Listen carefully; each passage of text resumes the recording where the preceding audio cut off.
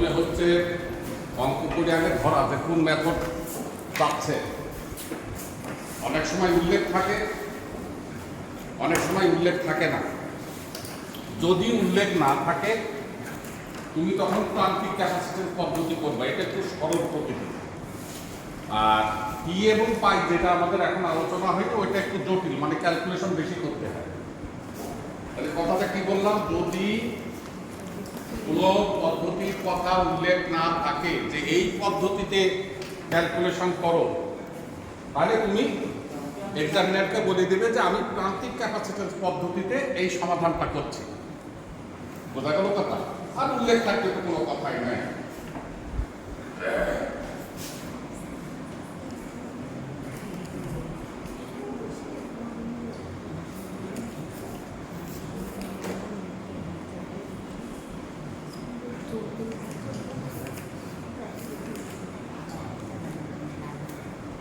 যে কোনো অঙ্কটা কি প্রান্তিক বিবেচনা করেও যে করা যায় সেটাও কিন্তু একটা বিষয়। এটা তো আমাদের মেথড, একটা সমাধানের জন্য মেথড। সেই মেথড আমি প্রান্তিকও করতে পারি, পিতেও করতে পারি, পাইতেও করতে পারি। তো আমি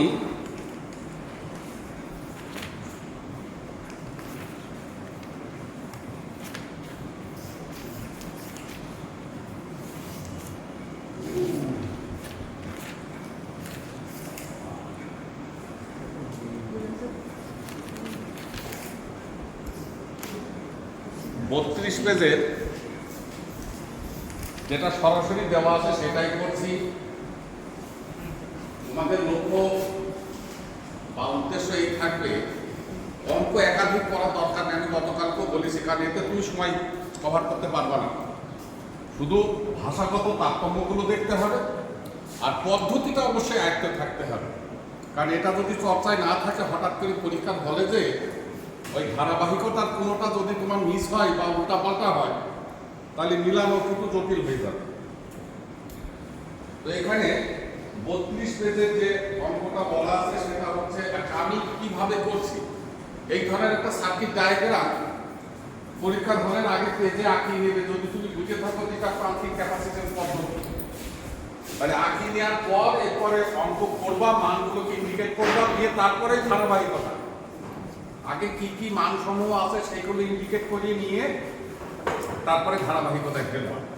তা আমি এই যে চিত্র আঁকে নিয়েছি, এটা প্রান্তিক ক্যাপাসিট্যান্স পদ্ধতি। এইবার কি বলছে, 100 কিলোমিটার দীর্ঘ। কেউ কথা বললো না, আমি পড়ছি, দেখো এই বিষয়গুলো পরবর্তীতে রুমে চর্চায় সেইগুলোকে প্রাধান্য দিই। 100 কিলোমিটার দীর্ঘ এটা বলতে কি বুঝবো, এই যে গ্রহণ আর প্রয়োজনের মধ্যে দূরত্ব হচ্ছে 100 কিলোমিটার।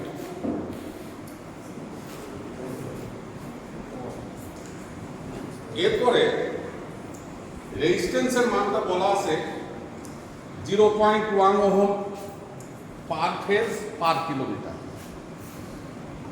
কথা কি বোঝা গেল? এটা বইয়ের ভাষায়, কারোর কাছে বই না থাকলে কথাটা শোনো, তাতেও কাজ দেবে। 32 পেজের অঙ্কটা 0.1 ওহম পার ফেজ পার কিলোমিটার। আমরা গতদিন বলেছিলাম লাইনের ধ্রুবক সমূহ, এটা সবসময় হচ্ছে in phase, not in line. এতে বলা থাকলেও ফেজ, না বলা থাকলেও ফেজ, কিন্তু লাইনে কখনো নয়। তারপরও তোমাকে ক্লিয়ার করে দিচ্ছে আর 0.1 ওহম পার ফেজ পার কিলোমিটার। তার মানে কি, প্রতি কিলোমিটারের রেজিস্ট্যান্সের মান 0.1 ওহম। তাহলে আমরা বুঝতে পারছি এর এই মানটা হচ্ছে 0.1 ওহম প্রতি কিলোমিটার। আমার লেন্থ কতটুকু? 100। এটা মনে হয় না বোঝার কিছু নাই। 1 কিলোমিটারের রেজিস্ট্যান্স দেওয়া আছে, আমি 100 দিয়ে গুণ করলাম কি জন্য? প্রতি কিলোমিটারের মানের কারণে। বোঝা গেল কথাটা? যদি এটা মোট রেজিস্ট্যান্স আকারে থাকতো, ওই যে বললাম যে অনেক সময় ভাষাতে মোট মানটাকে একটি গাণিতিক মান দ্বারা অনেক সময় বোঝা যায় যে এটা মোট মান কিনা। সেটা তুমি বলতো যে রেজিস্ট্যান্স 10 ওহম, তাহলে আমি বুঝতাম যে এটা হচ্ছে মোট দৈর্ঘ্যের মোট রেজিস্ট্যান্স।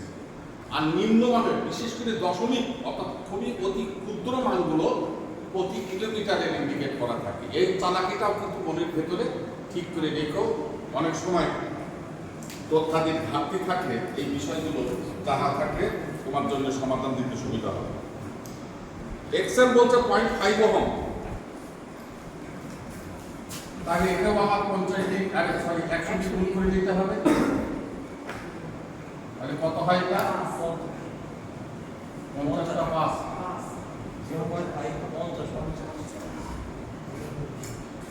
গেল।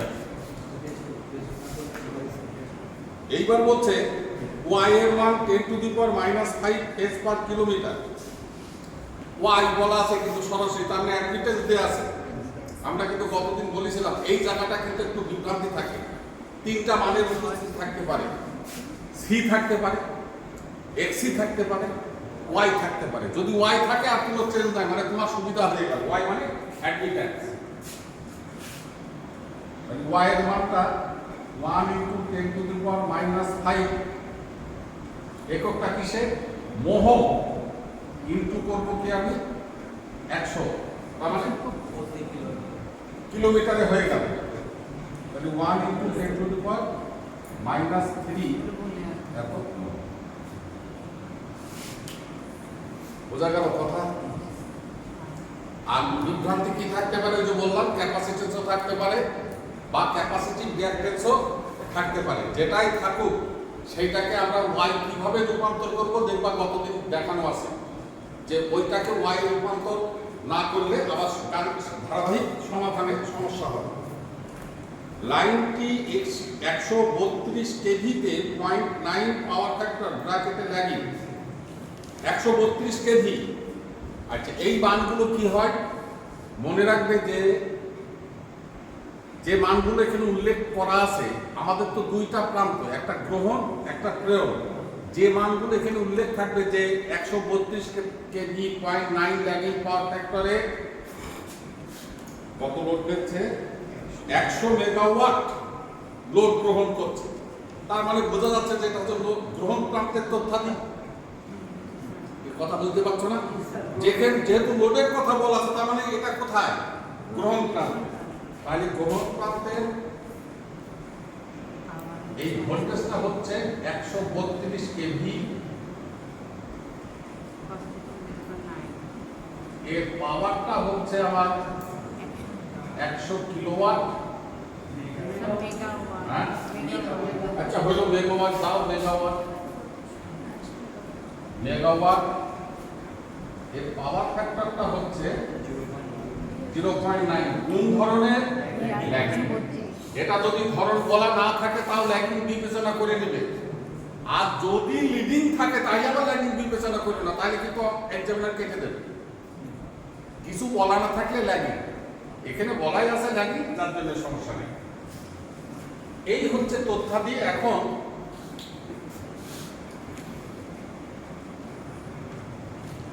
এই 32 পেজে বললাম না? আচ্ছা তাহলে পুরো বলেছে কি পদ্ধতিতে করো, কিন্তু ফিগারটা দেখে আমি মনে করলাম যে এটা হয়তো প্রান্তিক, যার কোনো বিষয় না, আমরা প্রান্তিকই করবো, এটাকে কোনো সমস্যা নেই। হ্যাঁ, সব জায়গাতে টি পাইটা বেশি হয়, এই জন্য দেখ ওটা কোনো বিষয় না, আমরা পদ্ধতি আলোচনা করবো। আমি তো বলছি যে অঙ্কই থাক না কেন ওটাকে প্রান্তিকও করা যায়, ওটাকে টি দিয়েও করা যায়, ওইটাকেও পাই দিয়েও করা যাবে।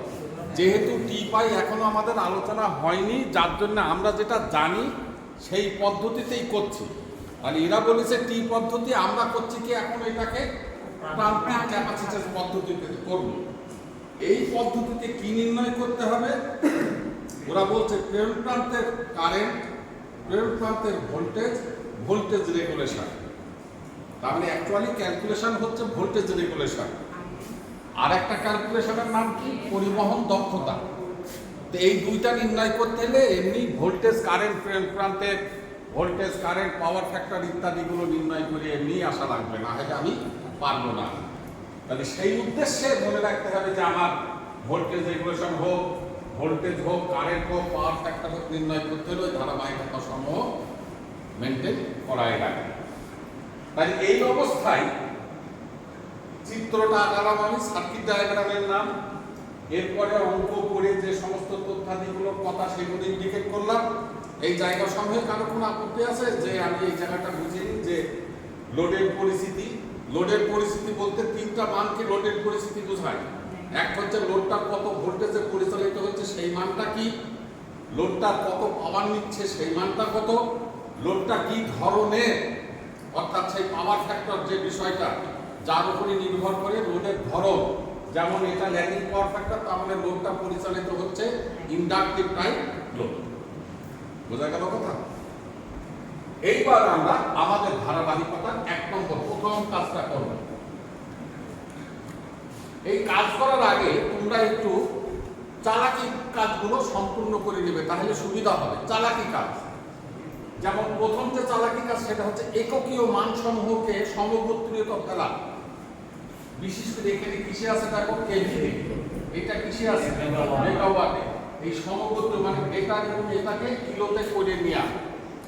আবার তার মানে এই নয় যে ধারাবাহিকতা আমি করে নিতে পারবো না, তাকেও করতে পারবো, কিন্তু অ্যাটেনশন থাকতে হয় যে শুধু মান থাকলেই ভাগ হবে না। এককীয় বিষয়টাও একটা গুরুত্বপূর্ণ ফ্যাক্টর, যার জন্য এগুলো খেয়াল করি। তো আমি লিখছি কি, প্রথম কাজ আমাদের কি ছিল? আয়ার নির্ণয় করা। তাহলে PR divided by √3 VR cos θ, এটা ছিল। এইবার পিআর এর মান কত?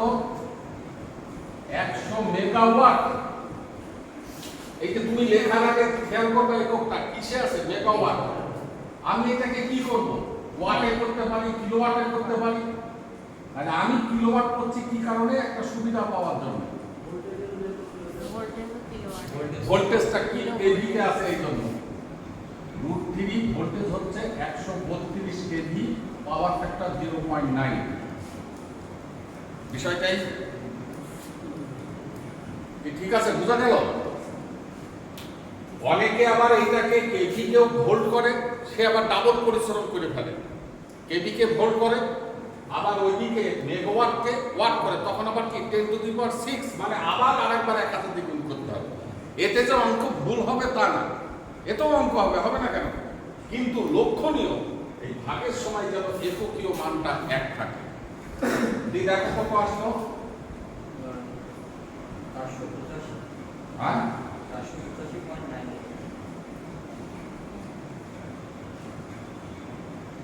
এত অ্যাম্পিয়ার। কিন্তু আমি গতদিন দেখিয়েছিলাম এর পরে আমার একটা কোণের চিহ্ন দিলাম, দিয়ে প্লাস মাইনাস দুইটার ভেতরে যে কোনো একটা চিহ্ন ব্যবহার করতে হবে।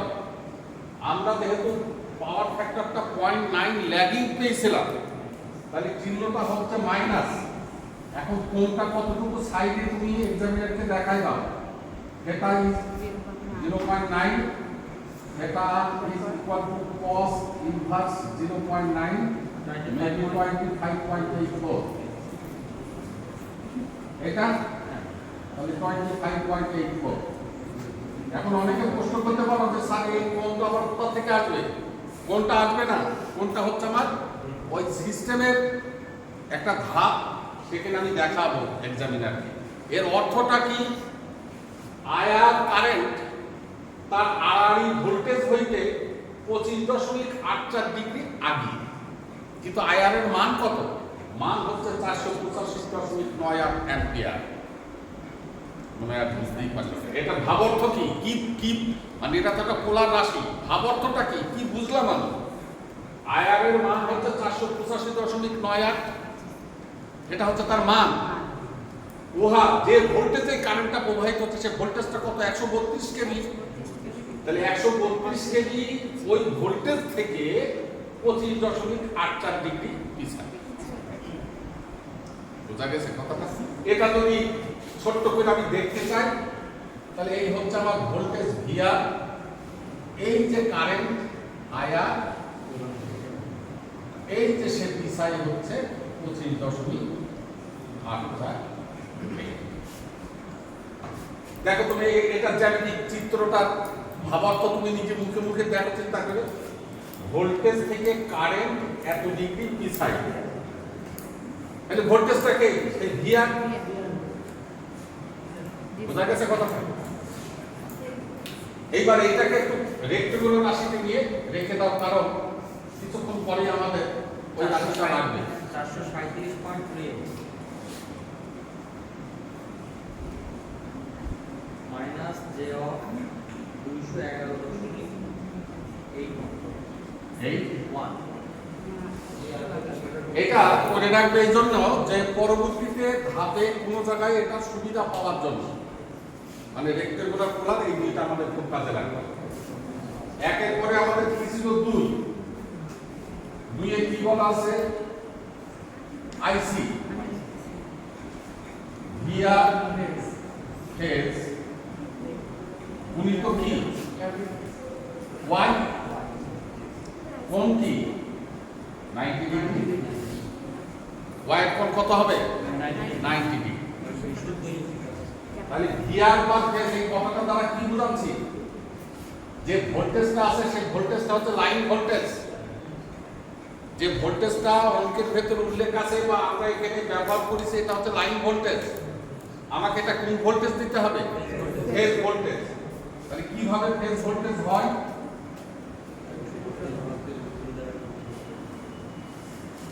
লাইনকে ফেজ করতে হলে √3 দ্বারা ভাগ। এইবারে আরেকটা পরিবর্তন, গুণিত 1000। তাহলে কি হলো? 132 কেভি হয়ে গেল, 132,000 ভোল্টেজ ভোল্ট হয়ে গেল। কেন বললাম? ওই অ্যাডমিটেন্সটা আছে দেখো ওহম ভ্যালুতে 1 × 10⁻³ তাই না? কোণ হচ্ছে 90। এখন এটা গুণ করলে কি হয় দেখো,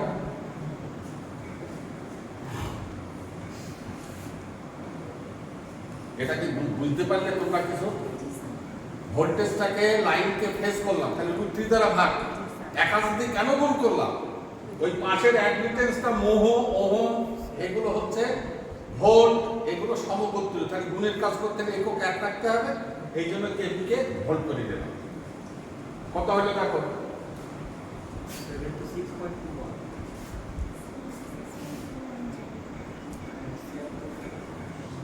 আরেকজন কিন্তু দেখো, কারণ এর যদি কোনো একটা, আচ্ছা এটা 90 ডিগ্রি লিখলাম কি কারণে?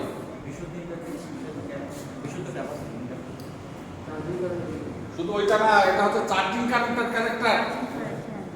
আইসি সব সময় হচ্ছে তার আড়াআড়ি ভোল্টেজ হইতে, মানে যে ভোল্টেজে এই কারেন্টটা প্রবাহিত হবে সেই ভোল্টেজ থেকে একদম 90 ডিগ্রি আগিয়ে থাকবে সে, না হলে তাকে আমি চার্জিং কারেন্ট বলবো না। বোঝা গেছে? এইবার এইটাকে আবার ফের আমরা রেক্টেঙ্গুলারে নিয়ে যাব। এই চালাকিটা মনে রেখো, কোণ যদি অ্যাবসলিউটলি 90 ডিগ্রি হয়, মানে 90 এর কম বা বেশি না, কিন্তু একদম 90, তাহলে 0 + j অফ সামথিং হবে। কি কথাটা বুঝতে পারছো? এই চালাকিগুলো ক্যালকুলেটরের প্রয়োজন হবে না। কোণ যদি অ্যাবসলিউটলি 90 ডিগ্রি হয় তাহলে রেক্টেঙ্গুলার 0 + j অফ সামথিং হবে। অর্থাৎ এর কোনো মান নেই, শুধু এই মানটারই একটা দিক আছে মাত্র। এইবার 3 নম্বর হচ্ছে আমাদের আইএস, আইসি প্লাস আইআর। এখন দেখো এই ভ্যালুগুলো তোমার জানা আছে। আইসি হচ্ছে 0 + j অফ 76.21, আইআর হচ্ছে কোনটা লিখতে হবে? এই যে যেটা রেক্টেঙ্গুলার রাশি সেটা 437.38 মাইনাস j অফ 211.28। একটা জিনিস বলি, এই যে মানসমূহ যখন ক্যালকুলেটরে রূপান্তর ঘটাবে একটু অ্যাটেনশন থেকো। যদি কোনো একটা জায়গা ভুল হয়ে যায় আমি নিজেও ধরতে পারবো না, তুমিও ধরতে পারবে না, তখন কিন্তু একটা নতুন অঙ্ক করার মতো সময় কিন্তু আমার ব্যয় হয়ে যাবে, অর্থাৎ মাথা খারাপ করে দেবে। এই জন্য রেক্টেঙ্গুলার পোলারের এই বিষয়গুলো কিন্তু একটু খেয়াল রাখবে। এখন দেখো এটা আসে কি 437.38 মাইনাস j অফ, এটার সাথে এটা মাইনাস প্লাস করো 135.6। এইবার লাস্টে এটাকে পোলারে নিয়ে যাও।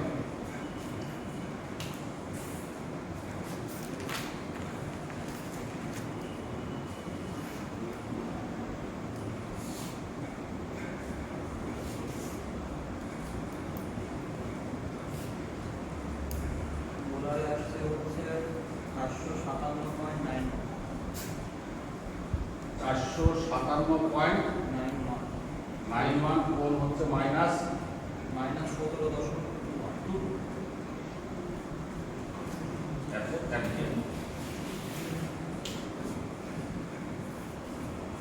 এইটুকু কি কারো কোনো অসুবিধা আছে? এই বোঝা হচ্ছে এই যে 3 নম্বর ধাপগুলো না বুঝতে পারলে বা সমস্যা থাকলে কিন্তু অঙ্ক করা যাবে না। আর এই ধাপগুলোর সাথে এই মেথডের এবং অন্য যে মেথডগুলো আসবে তাদের সাথে খুব সুসম্পর্ক আছে। এই জন্য প্রাথমিক অবস্থায় এই ধাপগুলোর প্রতি অ্যাটেনশন থেকো।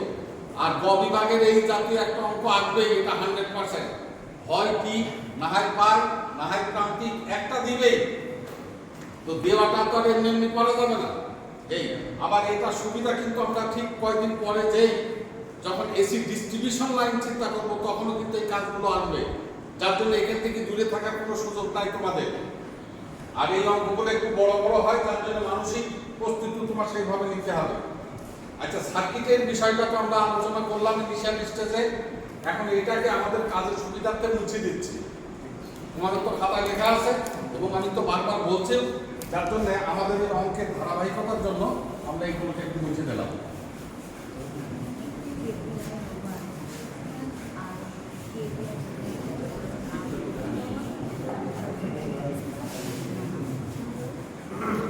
দেখো 3 এর পরে কি ছিল? 4। জানি কি বলা আছে?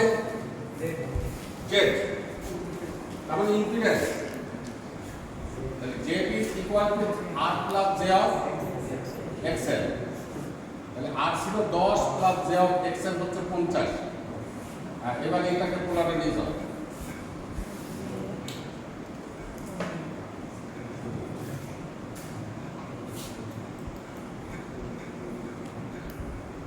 পোলার হচ্ছে 50.9 9 কোণ আর হচ্ছে 78.69 69 জেড হয়ে গেল। এবার পাস কি? Voltage drop voltage drop. Good.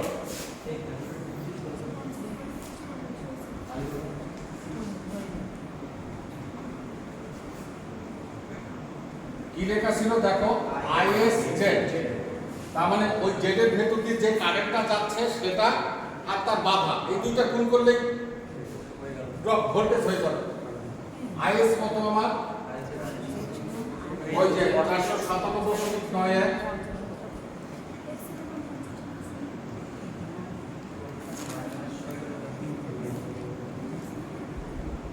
Z হচ্ছে 50.9 গুণ 78.69। এবার গুণ করো। 2295.5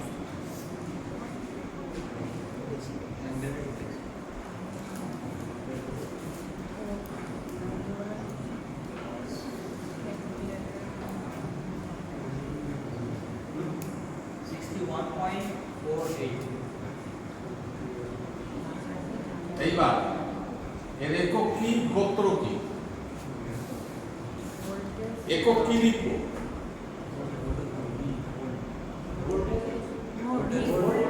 ভোল্ট, অবশ্যই ভোল্ট। আর লাইন অফ ফেজ, কেন ফেজ? এইটা, হ্যাঁ। এখানে দুইটা পরিচয় আছে, কিন্তু কারেন্ট আছে, বাধা আছে। বাধাটাকে বেশি প্রাধান্য দিচ্ছি আমরা, কিন্তু কারেন্টটাকে প্রাধান্য দিচ্ছি না। কারেন্টটাকে প্রাধান্য দিলেও দিতে পারি। এই যে √3 ভিআর আইআর cos θ যে সূত্রটা লিখেছি লোড পরিচালনার ক্ষেত্রে, লোডটা কিসে পরিচালিত হচ্ছে কিছু বলা নেই। স্টার কানেক্টেড, স্টারে হচ্ছে যাহাই লাইন কারেন্ট তাহাই ফেজ কারেন্ট, যার জন্য কারেন্টের মানের আমরা তুলনা এখানে নিয়ে আসছি। বোঝা গেছে কথাটা? এবার এটাকে একটু করে নিয়ে যাও।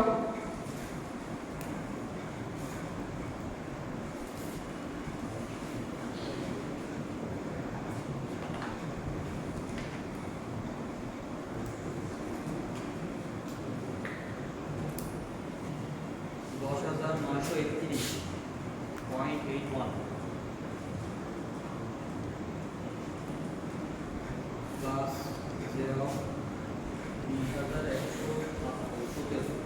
আরে কি বলছো কিছুই শোনা যায় না, নিজে নিজে শুনছো। 20,000 117.14 এই হচ্ছে ইলেকট্রিক্যাল রাশি। কেন করে রাখলাম? এটা আমার কাজে লাগবে, এখনই কাজে লাগবে। দেখো 5 এর পরে এবার কি? VS 6 VS. আমরা কি লিখেছিলাম? ভিআর পার ফেজ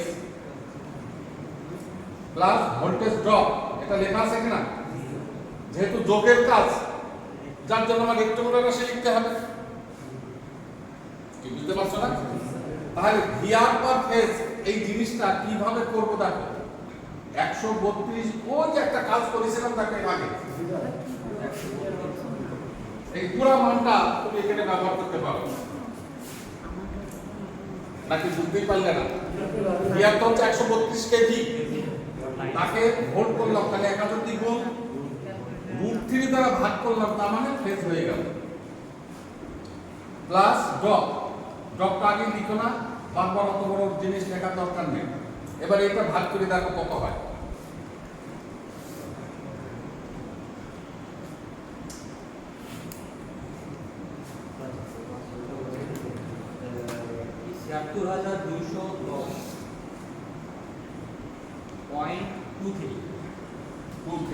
এইবার ড্রপটা ভেক্টর রাশি লিখে দাও। 10931.81 প্লাস 201117.14। এইবার এটা যোগ করে ফেলো, এটা যোগ করো আর ওটা করে থাকো।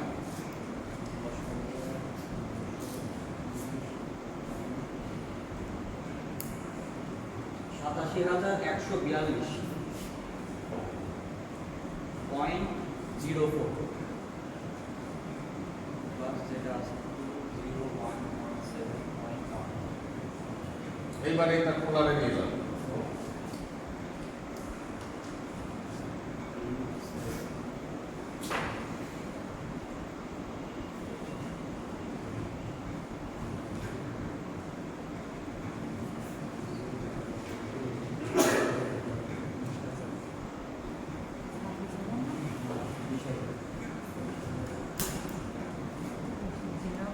আরেকজন কিন্তু দেখো যে ক্যালকুলেটেড মানে রেজাল্ট গুলো ঠিক আছে কিনা। যদি গোলমাল হয় তাহলে কিন্তু অঙ্ক আবার করা লাগবে।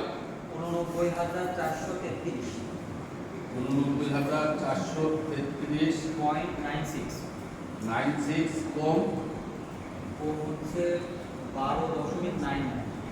এই জায়গাটা একটু গোলমাল হলো, কোন বেড়ে গেছে।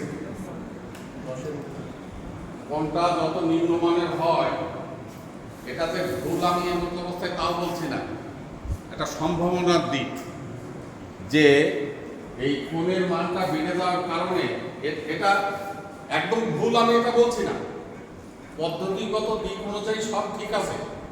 এই অবস্থায় যে এক্সামিনার মার্ক কাটবে বেশি তাও না, হয়তো 1-2 কাটতে পারে, কিন্তু সেটা কাটবে কেন? আমি তো কাটার সুযোগ দেবো না।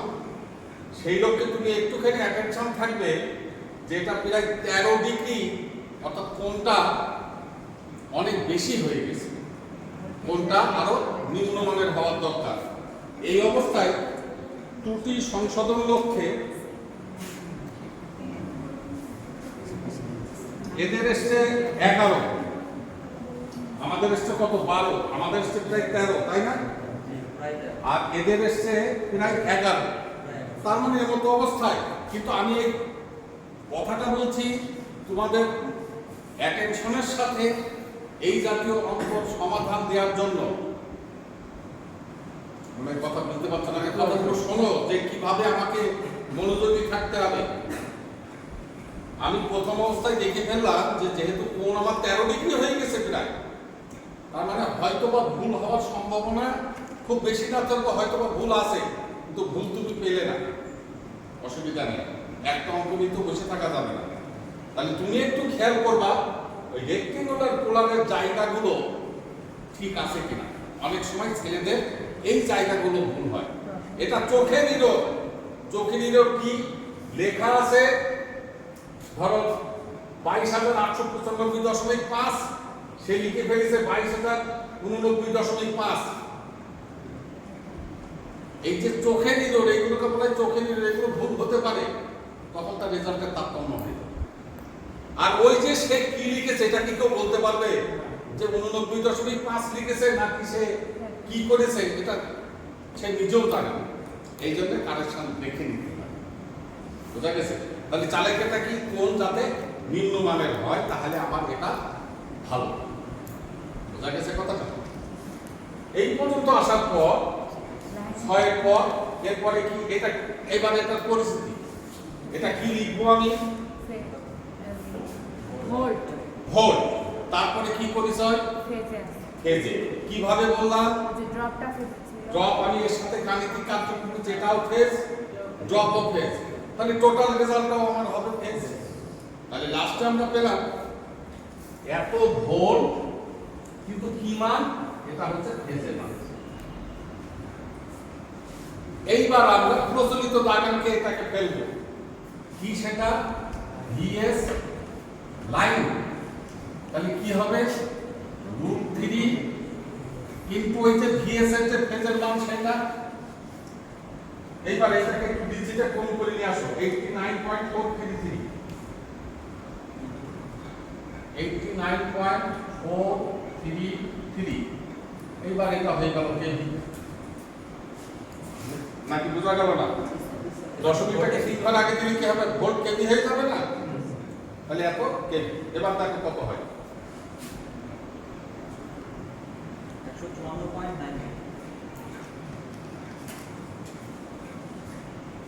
154.90 আচ্ছা, এখানে আবার একটা বিষয়, এককীয় মান যখন বড় হয় তখন কিন্তু ইচ্ছা করে দশমিকের পরের সংখ্যাকে নিজের মন গড়া পরিবর্তন করবে না। এতে কিন্তু রেজাল্টের মারাত্মক ত্রুটি দেখা দেবে। যত একক মানে তুমি দেখো 0.1 মেগাওয়াট, শুনতে 0.1 খারাপ লাগছে, ইকুইভ্যালেন্ট টু ওয়াটে কি হয়ে যাবে? 1000 ওয়াট। চারদিকে কথা না, কিন্তু অনেক সময় আমরা 0.1 কে কি করি? অবজ্ঞা দৃষ্টিতে দেখি। যার জন্য খেয়াল রাখবেন, যখন এককীয় মানটা বড় এককে থাকবে আমি অবজ্ঞা দৃষ্টিতে রাখবো না। পারলে 3টা ডিজিট, আমি বলেছিলাম না যে দশমিকের পরে 3 ডিজিট তুমি অপরিবর্তনীয় আকারে ব্যবহার করে তুমি অঙ্কের সমাধান দেবে, তোমার পণ্ডিত মারার ওখানে দরকার নেই। আর ছোট এককের ক্ষেত্রে এটা তুমি পরিবর্তন করতে পারো, যেমন ভোল্টের বিষয়। ঠিক আছে? এটা খুব একটা প্রভাব ফেলবে না। ভিএস এর পরে এবার কি বলেছিলাম? cos theta s, cos of লিখেছিলাম ভিএস এর কোণ। দেখো তোমাদের লেখা আছে ভিএস এর কোণ, কোণ কত? 12.99 প্লাস মাইনাস অফ আইএস এর কোণ। আইএস এর কোণ কত? মাইনাসটা পরের কথা, মান হচ্ছে 17.1। এই জায়গাটা খেয়াল করো কিন্তু সকলেই, এখানে কি চিহ্ন এসছে? মাইনাস। লোডটা কি ধরনের? ল্যাগিং পাওয়ার ফ্যাক্টর, মানে ইন্ডাকটিভ টাইপ লোড। আমরা কি বলেছিলাম? যদি ল্যাগিং পাওয়ার ফ্যাক্টরের লোড হয় তাহলে এটা কি হয়ে যাবে? বুঝা গেছে কথা? কিন্তু মাইনাস চিহ্ন ব্যবহার করা যাবে না। মাইনাস চিহ্নটা হচ্ছে ওর পরিস্থিতি, কোণের মাইনাস চিহ্নটা হচ্ছে পরিস্থিতি, পিছনে না আগে। যদি পিছিয়ে থাকে তার মানে lagging, that is inductive type load. আর যদি প্লাস হয় তাহলে leading, that means capacitive type load. আমার যেহেতু ইন্ডাকটিভ টাইপ লোডের বিষয়, আমার এখানে মাইনাস এসছে, তার মানে ল্যাগিং পাওয়ার ফ্যাক্টর, আমি এখানে ব্যবহার করবো প্লাস। কিন্তু ওই ছেলে যদি এই কথাটা মনে না রাখে, এখানে নিচে সে আবার মাইনাস চিহ্ন ব্যবহার করে, তাহলে প্লাস মাইনাসে মাইনাস হয়ে যাবে। বোঝা গেছে কথাটা? এবার এই দুইটা যোগ করে পাশে ফেলে দাও। 0.86 0.86। এখন এটা কি হলো? পাওয়ার ফ্যাক্টরের মান হলো, কিন্তু পূর্ণ পরিস্থিতি হয়নি। এবার ল্যাগিংটা লিডিং বলতে হবে। তাহলে এবার কিভাবে বলবো? কি করে বলবো? মানে বলার আগে তো আমার একটা চিন্তা ভাবনার ফসল হতে হবে। বলবো কি করে? চিহ্ন এই যে কারেন্টের কোনটা কিসে, লাগিং এই জন্য তো এটা প্লাস হয়েছে। তাহলে ইহা যেহেতু মাইনাস, তার মানে ইহা lagging, that means inductive type load. চলে আসলো কি আমার ক্যারেক্টারিস্টিক্স এত। এখন মনে হয় অনেকে বুঝতেই পারে, তুমি এই কোডটা যখন ব্যবহার করেছো তখন এটা কিসে ছিল? ল্যাগিং, যার জন্য তুমি প্লাস দিয়েছি। তাহলে কোন যদি ল্যাগিং হয় তাহলে লোড কি হয়ে যাবে? ল্যাগিং হয়ে যাবে। তাহলে পাওয়ার ফ্যাক্টর হচ্ছে আমার এত ল্যাগিং। এই যে মান এবং তার ধরন, এটা দিয়ে হচ্ছে তার পূর্ণ পরিস্থিতি। শুধু মান দিয়ে একটা পাওয়ার ফ্যাক্টরের পরিস্থিতি লাভ হয় না। বোঝা গেছে কথাগুলো? এরপরে কি ছিল আমাদের? পিএস। আর কোনটা ব্যবহার করবো সেটা সম্পূর্ণ তোমার ব্যাপার। পাওয়ার নির্ণয় করা যায় থ্রি ফেজ সিস্টেমে দুইটা দিকে। Line voltage, line current, power factor এভাবে নির্ণয় করা যায়। Phase voltage, phase current, power factor এটাও নির্ণয় করা যায়। এই দুইটার ভেতরে আমরা বেশিরভাগ প্রচলিত দাগাঙ্কে যেভাবে পাওয়ার নির্ণয় করি সেটা হচ্ছে লাইন ভোল্টেজ, লাইন কারেন্ট, যার জন্য √3 ব্যবহার করা হয়। খেয়াল করুন, তাহলে √3 VS IS cos theta S। বোঝা গেল? তাহলে √3 VS, এখন শুধু মানগুলো নিয়ে আসবা। VS কোথায় আছে? ভোল্টেজ লাইন উপরে এই যে 154.90 IS দেখো কোথায়? এই যে 457.91, পাওয়ার ফ্যাক্টর 0.86। দেখো কত হয়।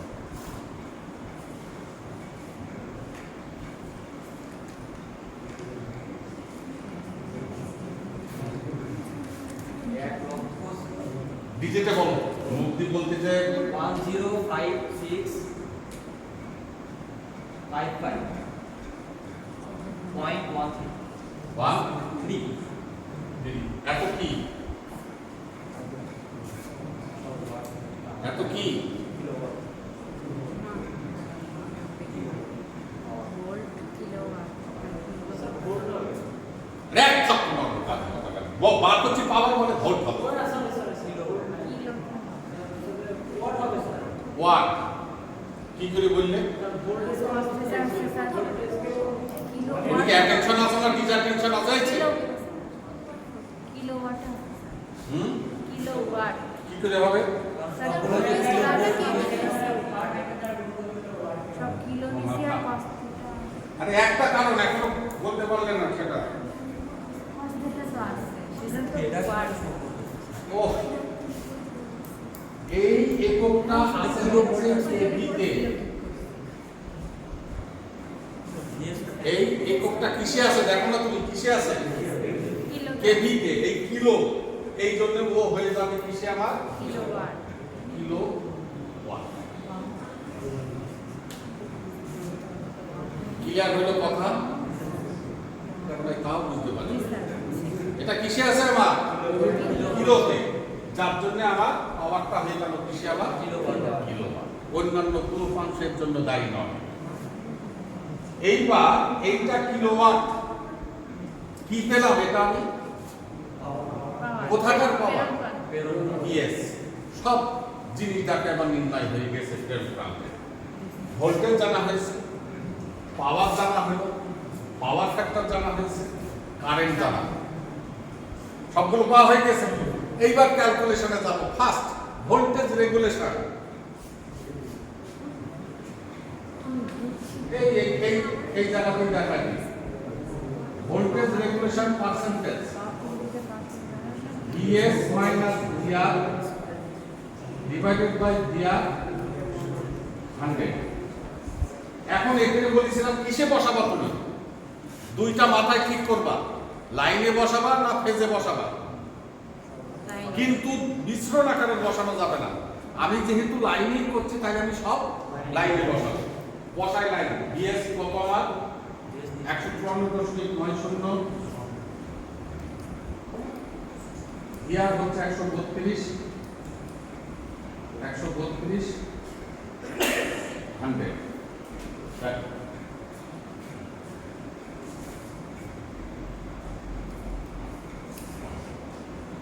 17.34 কি বুঝলাম এটা ভালো আছে না অনেক বেশি অঙ্ক হইতে এটা প্রশ্ন না মানে একটা ধারণা পাওয়া ভোল্টেজ রেগুলেশন কি ধারণা দেয় আমাদের ড্রপ ড্রপ সম্বন্ধে ধারণা দেয় এই মান থেকে আমি কি কি জবাব দিব অনেক বেশি ড্রপ 17% ড্রপ কার 17% বলবো তুমি আমি যে ভোল্টেজটা গ্রহণ করছি প্রেরণে যেটা পাঠাচ্ছিল তার 17% কথাগুলো ক্লিয়ার করো প্রেরণে পাঠাচ্ছিলাম কত 154 পাচ্ছি কত 132 তাহলে with respect to percentage value প্রেরণে যেটা পাঠাচ্ছিলাম তার 17% ভোল্টেজ ড্রপ হয়ে গেছে আমার ট্রান্সমিশন লাইনে কোনো জায়গায় লোড না দিয়ে কিন্তু এটা লাইনে এত পার্সেন্টেজ ভোল্টেজ খেয়ে নিয়েছে দিয়ে আমাকে যেটুকু দিয়েছে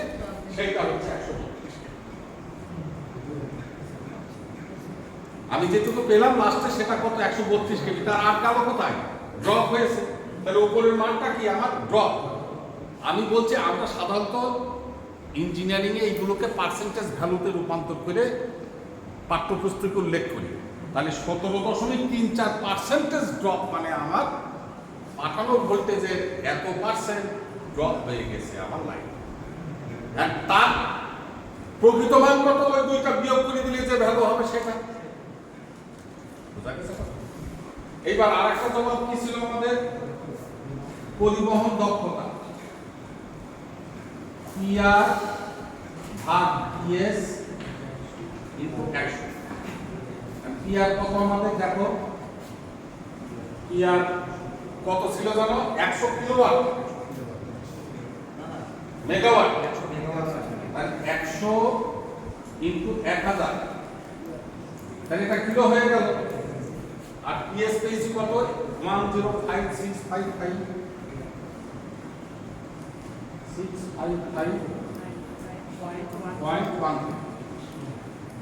না এবার দেখো 0.946 হ্যাঁ ওকে 100 দিয়ে গুণ করে দাও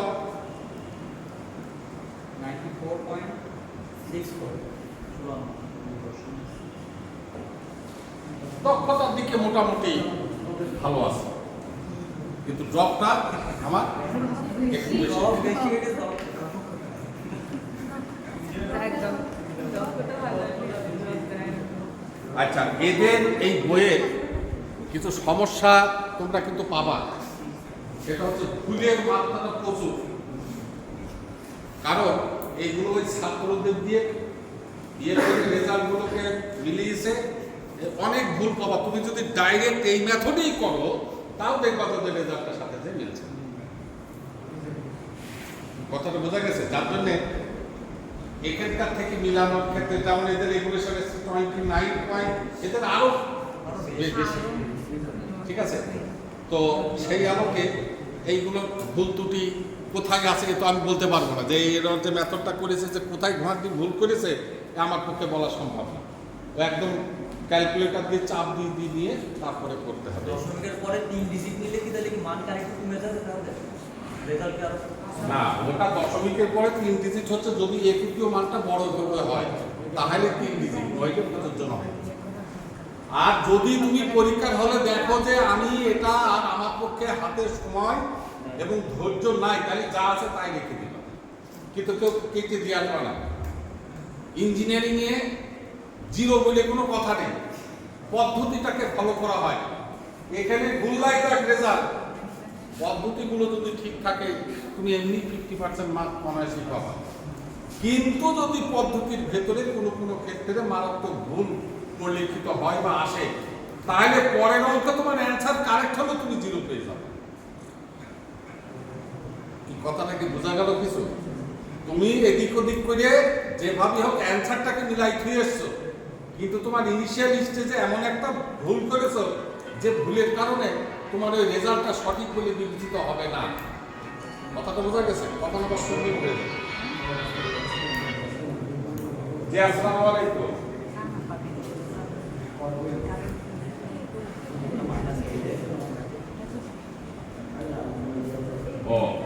আচ্ছা আচ্ছা আচ্ছা।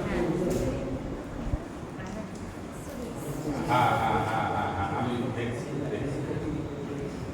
এখন করণীয় বিষয় যেটা, এই কথা শোনো, এই অঙ্কটার যে পর্যন্ত আমি নিষ্পত্তি করলাম, ঠিক আছে, ঠিক এই পর্যন্ত তুমি নিজে হাতে করে নিষ্পত্তি করবা। আগে হচ্ছে যে অঙ্কটা আমি করলাম সেটাই তুমি আগে দেখবা যে কোনো ধাপ বা কোনো জায়গায় তোমার বোঝার সমস্যা আছে কিনা, আগে সেইটা ক্লিয়ার করবে। কারণ আমি যতই বলি, তুমি নিজের মূল্যায়নের লক্ষ্যে, নিজের মূল্যায়ন নিজের কাছে করার লক্ষ্যে আগে নিজের বোঝাটাকে ঠিক করে নেবা। সেখানে আমার নির্দেশনা হচ্ছে কোনো জায়গায় যদি তোমার ত্রুটি থাকে বোঝার জন্য, আগে সেইটাকে ক্লিয়ার করবা, না হলে ওই তোমাকে পরবর্তীতে কিন্তু আবার আপত্তিকর অবস্থা সৃষ্টি করে ফেলবে, যেটা তুমি আর সংশোধনের সুযোগ পাবে না। যার জন্য কোনো অবজ্ঞা দৃষ্টিতে দেখার সুযোগ নাই। এই জাতীয় অঙ্ক পরীক্ষায় আমার আসবেই, এর কোনো বিকল্প নাই। যার জন্য আমাকে ধাপসমূহ আমি সঠিকভাবে প্রদত্ত তথ্যাদি অনুযায়ী করতে পারছি কিনা সেটা ঠিক করবা। করার পর তারপরে নিজে আবার না দেখে এই অঙ্কটাই করবো, বোঝা গেছে? তাহলে আস্তে আস্তে দেখবা তোমাদের ধাপ কন্ট্রোলে চলে আসছে। আজকে এই পর্যন্ত করলাম। তোমরা গ্রুপ ডিসকাশন বা নিজেরা একে অপরের সাথে শেয়ারিং করে, নলেজ শেয়ারিং, আলোচনা, এতে কিন্তু পড়াশোনাটা ভালো হয়। নলেজ শেয়ার করা, যে দেখবা যে এর ভেতরে আছে কোনো ছেলে বা কোনো মেয়ে যে একজন বুঝেনি কিন্তু সে বুঝেছে, যে বুঝেছে তার কাছ থেকে শেয়ার করে নাও, এটাই তো শিক্ষা, বোঝা গেছে? আর যখন একটা গোষ্ঠী টোটালি বুঝতে পারছে না, যে যেটা আমি ভুলে গেছি, আমি তো বুঝতে পারছি না সেটা কে বা কাহারা বা কার মনের ভেতর সেটা আছে, সে আমার কাছ থেকে মোবাইল করে হোক বা যেভাবে হোক আগে জেনে নাও যে স্যার এই জায়গাটা ক্লিয়ার হয়, তখন আমি আবার ওইটা, বোঝা গেছে? আজকে এখানে থাকলে